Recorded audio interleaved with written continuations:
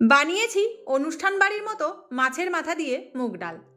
কড়াইতে 1 কাপ মুগ ডাল দিয়ে একটু ভেজে নিলাম।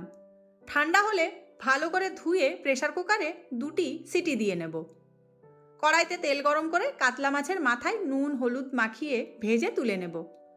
ওই তেলে গোটা জিরে, দারচিনি, এলাচ, লবঙ্গ, তেজপাতা, শুকনো লঙ্কা দিয়ে দিলাম।